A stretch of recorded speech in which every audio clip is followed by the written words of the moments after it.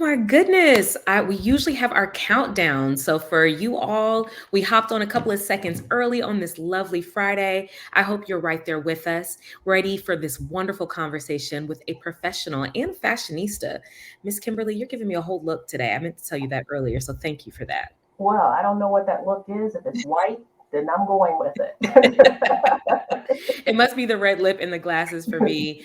But you look great. And hello to every beautiful body out there. If you're not familiar with me, my name is Blair G. Hervey. I am the founder and CEO of The Corporate Strategist. Usually, I would be joined by my colorful co host, my bestie, and soul friend of more than 20 plus years, D'Angelo Crane. But he is finishing up this work project. I know y'all are tired of hearing me say that because I've said it all week, but hopefully he will be joining us, rejoining us next week. But a big welcome to all of you all. And of course, welcome to our guest speaker today, Miss Kimberly Bunton. We're excited to have you. How are you? I am great. It's Friday, which really means not too much in my work life, but it does mean a lot for my mental health. And I'm Okay. very, very excited to be here. Lovely. Yeah, we usually have this segment called the art of the check in. D'Angelo finds it very important for us to take a moment to be truly authentic, connect with the people not only on our LinkedIn Live, but of course, just to exercise and demonstrate how important it is to do that in real life. And so, if anyone were to ask me how I was doing today, I would say probably what my old friend Jason Barker used to say, if I was any better, I would be twins. It is the corniest thing I've ever heard, but I'm feeling very clear. I'm feeling very mellow. I'm feeling very happy. I'm feeling a little hungry, but overall, very well. Good. Yes. So, for anyone who is not familiar with Miss Kimberly Bunton, she is the president of TKT and Associates, and also the founder of Fly Hip Ageless, which I really love that name. Now, TKT and Associates is a full-service diversity firm, and this particular firm has been in business for what is it, over 16 years, 16 or 17 years now. So I'm going to tell you today is actually the 17th anniversary of TKT and Associates, founded by Yes. Tierra Kavanaugh. Yes. Awesome. Well, once I had the opportunity to connect with you, so shout out to my BFF, Casey Brown out there. You are her big sister, and she was like, "You have to meet, Kimberly." Yeah, well, she didn't say Kimberly, she said Kim, She did. but you have, you have to meet. Y'all have some similar energy. Y'all have some great synergies, and y'all are doing some great work. But when I met with you, Kimberly, I was shocked and appalled to hear about a diversity firm that has been up and running and very successful with what Fortune 50 companies out there for over or nearly a decade. So I had to have you on. Now you decided to talk about this very important topic. I love that you called it Gen Cult, and it's all about incorporating aging into DEI practices. I'm curious, what brought that particular topic to top of your mind and to the TBDC virtual desk today? Yeah. So basically, we all get old. That's just, if we do it right, Hopefully. we all get old, right? Hmm. And it really came from my work with Life and Ageless, which is working with creators and influencers over the age of 40, and building a community that supports that. And so I was 45 when I started that. So I wasn't really thinking that I was really that old, but I was thinking kind of forward. And it was really selfish. I was being very selfish about my approach to aging and including aging into the diversity space, because I feel like I'm ever evolving, ever changing, that I still have innovative ideas. In fact, I just use a word that I don't like to use associated with aging, and that is still, because that's kind of insulting. And Hmm. so it is more about I've got a lot to offer, and I've got a lot of things in my head that I still need to get out. And there are plenty of other intellectuals, creatives, and the like out there that have reached a certain age, and legally, um, 40 is the age where ageism is something that can be legally enforced. Yes. Ooh, And don't so tell me that. so when you put that into perspective, millennials Mhm. would fall in the older millennials will fall into that particular category. No one's necessarily thinking of themselves as older, but the computer algorithms may. And so when you're looking at that, I said we've got to do something that incorporates aging into our diversity plan, and particularly for those of us who are Black and Latino. because once they're doing, as we do, kind of advertising, marketing work, those sorts of things, when they use an aging person, they don't typically use one that looks like us. And so Mhm. that's why this kind of came about to call what we call Gen Cult, which is cross generational, multicultural approach to diversity. Oh, that's very interesting. Now, you just dropped a big bomb on me by saying that age is about 40 because I will be 40 in December. And I was just talking to some friends over the weekend. I was like, these kids around here. And I always feel like what are these kids up to? I always feel like I'm one of them until I take a step back and I realize how much more wise and mature I am in certain situations. But I never feel like I'm old. And so when folks are starting to have this realization that they are going to be grouped into these discriminatory groups, if you will, what is your advice to them as far as navigating or crossing over into this new space? Is there any advice that you would recommend as they're navigating the workspace? You know, it's weird that way. It's relatively new. So I would say I'll just kind of roll back just a little bit. So my generation, Gen X, is that generation that is at the crossroads of the civil rights movement and hip hop. Okay, so Mm, a lot of us was born right at the end of the civil rights movement, but we were definitely on the cusp of the hip hop movement, right? So mhm, for us, it feels like I read something the other day that says that when you're young, you think that you are thinking like an older person, and when you're older, you think you're thinking like a younger person, right?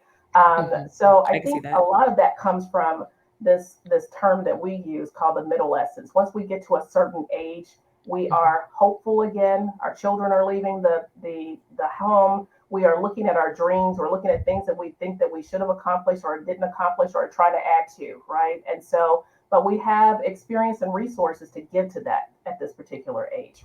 So mhm, I would say in that workplace, it's all about being yourself. As a diversity professional, though, okay. I think that any practice that does not exclude yourself is a good one. And the reason why I say that is that aging is the thing that happens to all of us, every last one of us. So as soon as we embrace our own aging, we're able to embrace others and their aging path as well as human beings.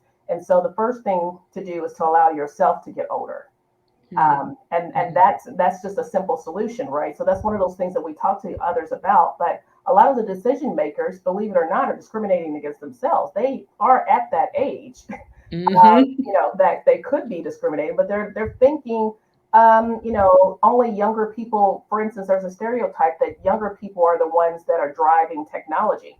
Not exactly sure where that is because if you look at most of the tech founders, they are in the age range that we're talking about. True. And they have had their peers supporting them along the way. So there are plenty of people in this age bracket, 40 and above, that have not only used technology but have mastered technology, that are innovators of technology. It's just about changing the language and it's about changing the communications about how we talk about certain age brackets, or maybe just don't talk about them at all and take on people as you see them in their own individual human capacity. I like that. I love that you mentioned dreams as well. As I am entering this transition as well, almost being nearly 40, my son being 20 years old, and him making some decisions for himself. I am making lists, it feels like almost every day. Like, what dreams did I abandon? How did I neglect myself? How do I get back to those particular things? How do you continue to encourage people, especially with the organization that you have, the wait, don't tell me. Fly Hip Ageless folks and the creatives. How do you encourage them to stay creative and to not abandon those dreams? So we have a pretty girthy online community. I don't necessarily do it personally. I do it by showing others actually putting it into practice. So if you went onto Okay. Instagram, we've got over 200 followers, 200,000 followers, and we've got over 200 and so influencers on our platform. So we show people living their dreams all the time. When I say that, that could be something as simple as, you and I were talking health before. So Mhm. that's something like taking on a whole new health path at this particular point. You've been overweight your entire life, and then you decide, at 55, this is the last day I'm going to be overweight, and you do it. And we show that. We show that type of movement and journey on the platform. You decide, okay, I've been an accounting and I want to go into just being a creative. I wanted to Mhm. explore my art for a change. Some of us in this age range, we were just taught to be very practical. We went down a path that made us go to a good job, a decent home. We were very much security driven, and we did not necessarily have the freedom, if you will, to explore what was truly ourselves, our individual past. And so once we get to this age, that's what we're trying to do. So that's what we show. We do a lot of depicting of people going down their paths, just showing them in real form what it could look like if you were actually being yourself at this age. Ooh, being yourself, becoming yourself, developing yourself. Because I think I know for a good portion of my life, I thought I was supposed to be one person, whether it was an image or facade or how I had to show up in business spaces. And I thought that was who I was. And the more work that I do in creative spaces, the more entrepreneurs I speak with, the more that I work with organizations and doing this DEI work, I'm peeling back layers and I'm understanding truly who I am. So to be a part of a community where other folks are traversing that journey, I'm going to start saying that journey instead of transition. I think that that's very helpful. I remember a friend of mine, as I was going through this process, just, getting older. She was just like, yeah, I think you may be experiencing the dark night of the soul. Have you heard of Hmm, that? I have not. Tell me more Yeah. about It it. sounded very dark initially, but if you do your quick Googles, I mean, essentially, the Dark Night of the Soul is a process or a journey that your soul is taking to elevate, and you're Mm, shedding some of the old things. And it's just like I love calling it that, but at the end of the day, it's just what you said. We're just growing older. We're just developing our true selves, learning who we are, and making decisitions that making sometimes we have decisions. to. Yeah, go And it ahead. takes courage. Like it really Oh. takes courage to be Mhm. yourself, like to be true to what you really want to do, your interests and your passions, because sometimes it's completely different from the way that you've been raised, the role that your family, Yes, friends, or your workplace has had for you. It truly requires you to have confidence in yourself and not care what others are thinking of you at that particular time. absolutely. Absolutely. Well said. Well said. Well, so let's go back to some of the practices that you were starting to mention. A good part of this conversation is about that tangible work and some of those tactics. What should organizations be doing right now to incorporate and include aging or ages, well, not ageism, but aging into their DEI practices? Well, we got to start talking about it first of all. Hmm. True. Um, so one of the things that in 2020, when we were all going through, the 2020 that we had, right, which Hmm. was, the shutdown, and for those of us who were in Louisville, Kentucky, it was not only just the shutdown, but it was the racial unrest that was going on with the Breonna Taylor case, and so it really opened up a lot more, I guess, dialogue, if you will, regarding DEI. And so part of our firm is that we're full service, so we also have a staffing firm in our repertoire, if you will, in our portfolio. And so we were, like a lot of people, struggling to fill positions because it was just really crazy. There was that great resignation that everyone talked about. However, the great resignation was really mostly millennials. So Hmm. because media is really slanted towards talking more about millennials. They're getting away from that a little bit, but at the time, that's what it was all about: great resignation, people quitting their jobs and going home, and who's going to be working. And literally, we had to redefine our recruiting and talent acquisition model, and we did that starting with who wants to work. And at that particular point, it was looking at our clients and their legacy employees who had worked there before and kind of stumbling into a situation where we were looking at older workers to come in and fill these positions because there was just not that interest that was there from younger workers at that particular time. So if you really think about it, it was kind of the same model was kind of used for that in healthcare when they were looking at nurses and doctors that had been retired to kind of fill the void of all of the volume that they needed at that particular time. We kind of took that approach and then applied it across the board our to our clients. And so that's when we really started to have this cross generational approach because at the end of the day, there were plenty of people to work, but they were all looking. I won't say everyone was looking, but a lot of organizations were looking in the same spots and ignoring those who could possibly be coming into the fold, whether it be older workers or even sometimes even younger workers who were being discriminated as well because they were considered too young. So you had to have a cross generational approach. And so really it's not necessarily saying, okay, we're going to talk about aging or we're going to focus on aging. We're going to focus on including all age groups as we do what we're doing. And I think that's the best approach instead of just focusing in, honing in on what we think is the most popular time in your life in that 25 to 35-year-old range. You're missing out on a lot of talent if you do that. Gotcha. Gotcha. Thinking about that, I think about some of the comments, that Don Lemon had made in regards to women and saying that, some women or a specific woman was in her prime. And so when you think about, folks being in their prime, well, firstly, do you even subscribe to that type of rhetoric? Do you agree with that? No, I don't necessarily. I mean, let me be realistic. Okay, I'm going to be realistic. There's probably, there is a stereotypical model for when a woman is in her physical prime, right? Okay. And if you actually subscribe to the just what you're physically looking like, then maybe you might have a prime. I'm not gonna. I mean, maybe you do. I don't know. But to suggest, I guess it's very sexist to just hone in on a woman having a particular time period in her life that is her prime. I would say right now at 52 years old, I feel like I'm in my prime right now because I'm using the best part of my body, which is my brain.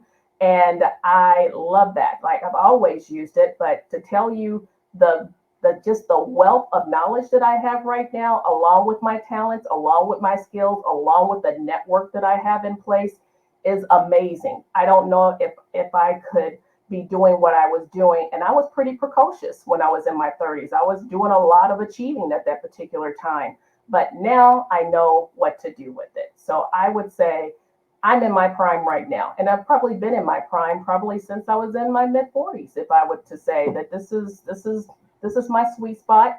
I don't know what's coming up, but I can only imagine that if I get to use the same brain and use the same experiences that I have, not really caring what I look like as long as I get to do the things that I want to do.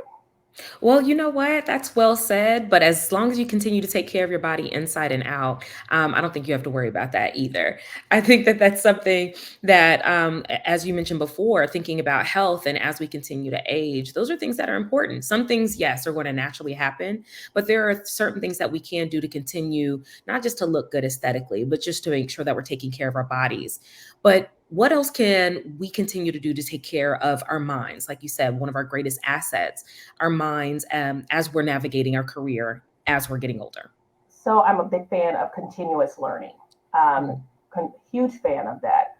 Mm-hmm. Avid reader, but I'm also that techie person. Like I literally love to learn something new. So whether that be something very small, whether it's huge, I especially if you're going to continue to try to be, I guess, relevant. So that fly and that hip and ageless, let's just break that down to you. Okay. So fly is actually how you are, your personal style, kind of how you present to the world, your physical presence to the world is the fly. The hip, which I think is the most important thing, is how you stay relevant. Relevant meaning how you continually to educate yourself. Are you up on trends? Are you up on technology? Are you staying up on the things that will make your mind strong? And then the ageless part, which people usually get wrong because it's not about looking younger, it's about mind, body, and spirit.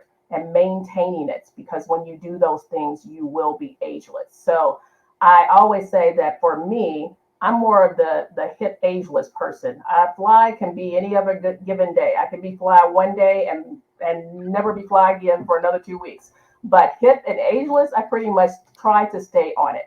That continuing to absorb new information and actually put it into practice. That's the most important part. You can learn some new things, but if you don't put it into practice, then you're really not staying up on things and being relevant.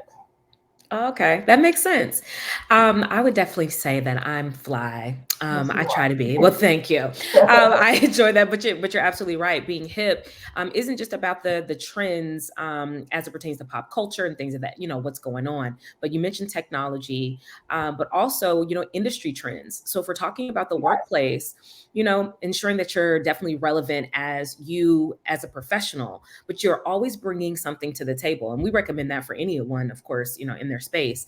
But just don't think that I would recommend, I don't know if I'm the right person to, but just don't think that your experience or the time that you've put in or your age is enough to continue to allow you to continue to blossom in that space. You have to continue to learn. You have to continue to stay relevant. You have to stay on top of technology. And then, of course, bring something to the table. Would you add anything else to that? No, but the only thing I would add to that is that all those things are critical to your survival. If you do Mm. not stay up on it and incorporate, then it's going to be hard for you to survive in any work setting if you're being stagnant and resting on what you did yesterday. Yeah. What would you say to those folks that do feel like they're being discriminated against in the workplace because of their age? Whew, that's a hard one because there's not a Mhm. lot out there. I'm just going to be honest with you. It's not a lot out there. Um, but what I would always say whenever you're feeling discriminated against for any reason is documentation. Documentation is to actually document what you are feeling and what you are experiencing, and do it in writing, not just verbally. Do it in writing and go through the corporate policy process. That's very important. So, Mhm. meaning whatever that guideline requires you to do to actually report a discrimination, do so. And if you don't feel that strongly, you're not really ready, you don't think it's like that adamant, then that's something that's kind of like a case on case basis. It's very hard to do. It's one of the discriminations that is probably the hardest to prove, Mhm. because no one's going to just outright tell you you're too old, right? They're going to do some subtle things. I tell you, one of my pet peeves is when someone calls me sweetie. When we start talking to me, we tend to be patronizing to older people, and we start talking to them in soft tones as we would a child, and you kind of know when you're being um, relegated to that area. And that can be that's been done to me whether I was old or it could be for other reasons. But when we start talking that sweetie talk, then I know that we're what lane we're down, because that means you're not necessarily respecting what I have to say and what's going on. And you can voice those sorts of things without saying that it's associated with your age, but you still need to start documenting and addressing it. Yep, I would And agree then, with you. and then the Yeah, other thing is that I'm very much an advocate for, if you don't feel comfortable in that environment, that's not your environment. You might need to look for another place to be. period. And that's for everyone. Now, going back to the terminology. Now, I was born in Dallas, Texas. I was raised in Louisville, Kentucky. I launched my career in Atlanta, and I've just been in the Pacific Northwest for the past 5 years.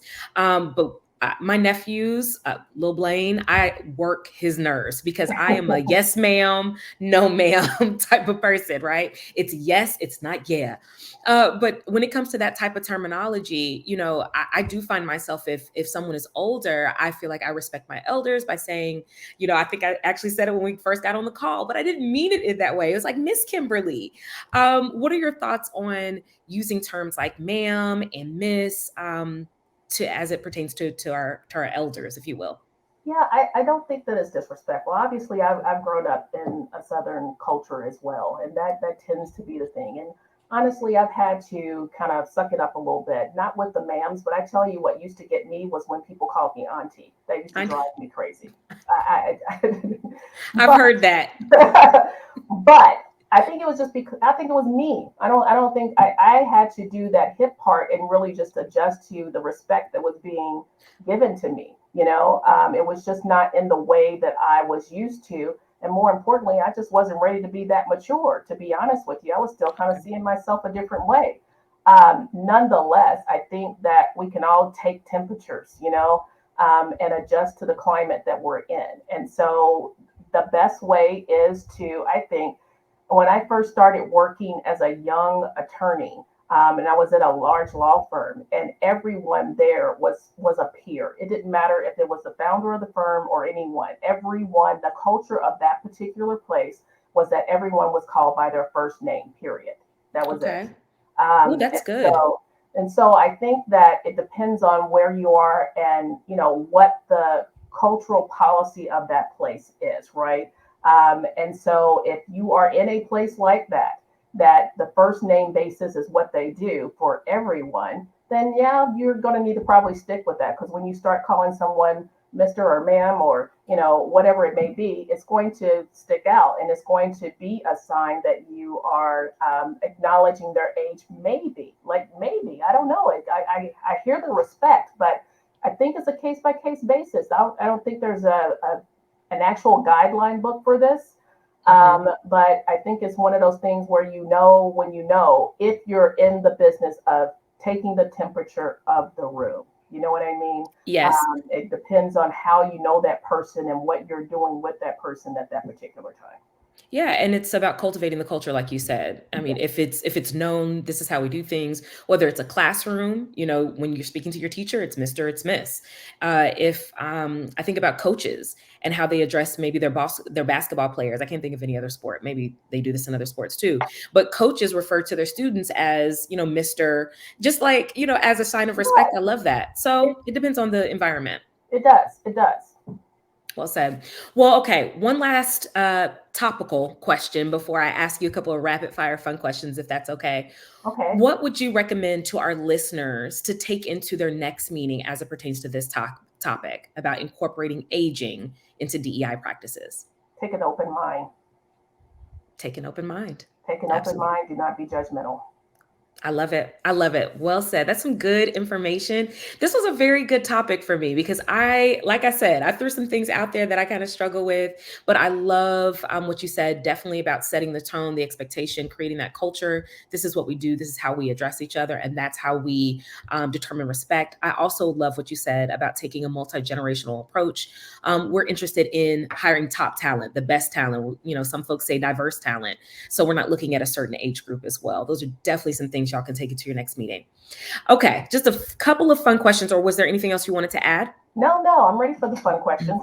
Okay, so I usually like to ask a couple of rapid fire questions. I've asked a couple of people this. I'm just curious because you said you have those southern roots. When it comes to grits, is it sugar or maybe is it sweet or is it savory? First of all, I didn't eat grits until I was like 30 something years old. So let me just start with that. But savory, Savory. Okay, and that's why I said savory. Is it like salt and pepper or is it cheese or either? garlic, and all of those things. Oh, okay, so it's a real savory. It's a dish at It's that a point. dish. It is. It's a dish. Oh, Yes. well, you know what? And being vegan may have something to do with that as Maybe well. so, because yes, it serves a larger role in my meal. Exactly. Because when people ask me like, is mac and cheese a side dish or is it a main course? Well, it can be a main course, It definitely for very me. much Okay. can be if you're doing it. Yes. Absolutely. Okay. Your favorite way to have a potato, we'll say a fried potato. So think sweet potato fries, French fries, mash or hash browns. What's your favorite way to prepare a Hash potato? browns. Hash browns. Yes. Do you go to fast food restaurants still?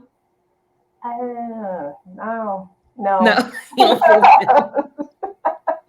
Okay, so would you make them yourself, like straight Yes. from scratch with a potato? Yeah, sometimes, but there's some pretty good ones out there that are frozen that I like. So hash brown is one of my staples. It's funny that you asked that question. So I will do some amazing things with a hash brown, toppings and all. Okay, see, I'm gonna have to come over for a good hash brown. Shout out to Trader Joe's. They have some really good hash browns, by Yes, the they way. do. Yes. Okay, last question. What is one goal you'd like to accomplish during your lifetime? I'd like to write a book. Okay. Are you starting on it? No. Okay. Would like to. Dot, dot, dot. Well, Too I look. scared to. Too scared to write the book. I think Ooh. I need to get closer to death so that I can write this book, and and be truthful and honest about my observation of the world. But that's what I would like to Ooh. do. Yeah. Okay. Okay. Well, I'm definitely rooting for you and this future book. I am so, so, so happy that you decided to join me. Thank you for making time. I know that you are a very, very busy human, and the information that you shared with us today was very genuine and was great. So thank you again for being here, Kimberly. No, thank you. I appreciate it. This has been my honor. Fantastic. Well, for everyone that's watching or watching the replay, make sure that you join us every single weekday, Monday through Friday at 12 p.m. Pacific time, 3 p.m. Eastern time for the Black Diva Collective and all of these wonderful topics and our guest speakers. You all have a wonderful weekend, and we'll chat with you soon. Bye now.